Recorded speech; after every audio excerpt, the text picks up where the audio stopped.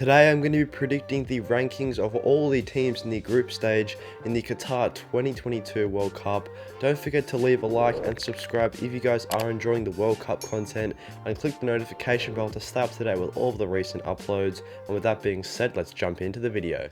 So let's start it off with Group A. We'll go from 4th till 1st in each group. In 4th spot in Group A, we do have the host nation in Qatar. This is a fairly decent group compared to some of the other groups throughout the World Cup, and I don't think Qatar's squad has the depth or talent to be able to match the other three teams in this group. Looking at 3rd spot, this could potentially be interchangeable, but I do think Ecuador will remain 3rd in this group. They have a couple of decent players in Enner Valencia, Estupinan, and also Caicedo as well, but I don't think their squad in general is strong enough to compare to Senegal's team, who have got quite a well-rounded side, and they performed pretty well throughout the World Cup qualifiers there as well. They've obviously got Mendy in goals, Koulibaly's there, Idrissa Gueye's there, Ismail Assar, Mendy from Leicester as well. Sadio Mane is probably unlikely to play, but he's travelling with the squad to lift the spirits, and I do think Senegal play fairly well together, so I'd expect them to perform fairly decently and qualify in this group. And Netherlands do top the group for us. They probably have the most well-rounded team and a very, very strong side, with a couple of players coming to some good form, especially this season. I'm interested to see how Gakpo can go, as he's been superb in the Eredivisie so far this year. Let's move on to Group B now. In 4th spot for Group B, we do have Iran, a pretty obvious pick. I wouldn't really see any of the other three sides taking last spot outside of Iran here. Another okay group in terms of the all-round quality in the group, and I think Iran is clearly the poorer side here. In 3rd spot, I've got USA. This also could go either way with Wales, to be fair, as Wales are one that can be very hard to predict at times. They can be a bit inconsistent and underperform. But I just think that Wales squad is once again more well-rounded than the USA team, and that is why they've got 2nd spot in the group over USA. And to top the group, England definitely would be expected to win this group. They have disappointed at international levels in the past, but there is no way, in my opinion, that they can't get top of this Group B. They really should be expecting to perform well in this tournament. Moving on to Group C now, obviously Saudi Arabia takes last spot. Another very well-rounded group with Argentina, Poland and Mexico all being three decent outfits in terms of the international stage. So that is why Saudi Arabia does take 4th spot in that group. I don't see them getting any wins in this group. Maybe they could strap a draw against Mexico or Poland, but I don't see them getting any wins here. That does bring me to Mexico, who have a decent side and could compete potentially with Poland, who just do place above them in 2nd. Poland haven't really stamped themselves as one of the massive teams on the international stage, but hopefully for their sake they can make a decent run in the World Cup and make it out of their group. Obviously with Robert Lewandowski up top, that is a massive attacking threat, an attacking asset they have on their side. He has performed quite well throughout the World Cup qualifiers for them, scoring goals for fun, and he has been performing quite well for Barcelona this season. And then to top the group, pretty obvious pick. I'm one of the tournament favourites in Argentina. I do expect them to top Group C with relative ease. Moving on to Group D, probably the most one-sided group in terms of the gap between the top two and bottom two teams in this group. Australia and Tunisia do take 3rd and 4th spot respectively. Those are the two sides that I think will not be making it out of this group. We are from Australia, but I just don't think we've got a good enough squad to anywhere near match the quality that Denmark and France do provide. In this 2nd spot for the group though, I've gone with a bit of a differential one in France. I have actually got Denmark topping this group. There has been a recent history of the team winning the World Cup to perform poorly in the next World Cup, but I just don't see this being the case. I think France should make it out of the group stage, but I've actually got Denmark topping the group, as I do think Denmark could be a dark horse in this competition. They performed very, very well in the Euros in 2020, and they've shown that they can play very well together. Christian Eriksen's obviously coming back into that side, and I do think they could be a sneaky option to go further into the tournament, and you never know, see how they go and get as far as they possibly can into the finals of the World Cup.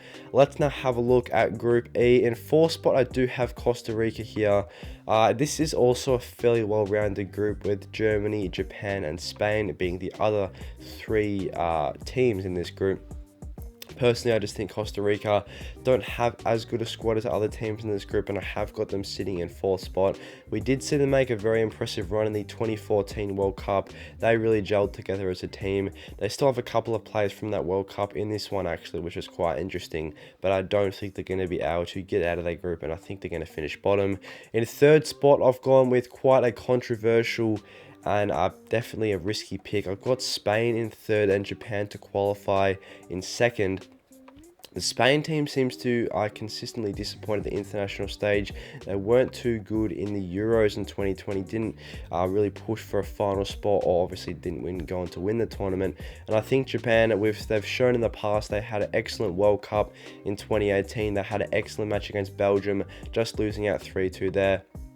They could have even gone deeper into the tournament as well. So I think it's another side with a lot of fight, a lot of passion. They can seriously consider getting themselves over the line and potentially secure a top 2 spot in their group. And that's how I've gone with the differential of Japan, just because I think it's a side you wouldn't expect them to perform well. The odds are against them, but a team that when they gel together can perform quite well. And that's why I've got them 2nd. And then in 1st spot in Group E, we've got Germany, another decent favourite to win the tournament. I think Germany do have a very well-rounded team, a very, very strong side, and I would expect them to go quite far in the finals as well. Moving on to Group F, we've got Morocco sitting in 4th place, a fairly straightforward pick. It is probably between them and Canada. Another group similar to the one with France, Denmark, Australia and Tunisia. A big gap between the bottom 2 and top 2 sides that are qualifying out of this group. Canada and Morocco are the 2 teams that are going to miss out in Group F in my opinion, and Croatia and Belgium, 2 very, very strong international outfits, should be comfortably qualifying from Group F. I do have Belgium topping the group, as I think they do have a better team than Croatia, and they have some absolute superstars in top form this season, such as Kevin De Bruyne. He's been absolutely immense for Manchester City so far this season. So we've got Belgium 1 and Croatia 2 in that group. Let's have a look at Group G now. A very well-rounded group in general as well, I would say, is Group G. And 4th spot, I do have Cameroon though. There is a couple of interesting teams that I think could also prove to be dark horses in the tournament in this group, which we'll touch on in just a moment. I've got Cameroon sitting in 4th. Switzerland, I'm not really impressed with their team this World Cup. They have got a couple of decent players that pop out in their side. Granit Xhaka actually has been quite good for Arsenal this season. Maybe he could produce something good for his side in the World Cup. But overall, in considering squad depth as well, I don't think Switzerland's team is good enough. And that's why I've got them sitting in 3rd. And another dark horse of the competition here, I've actually got Serbia finishing 2nd in this group as a sort of riskier, more differential preference, I would say, to qualify out of Group G.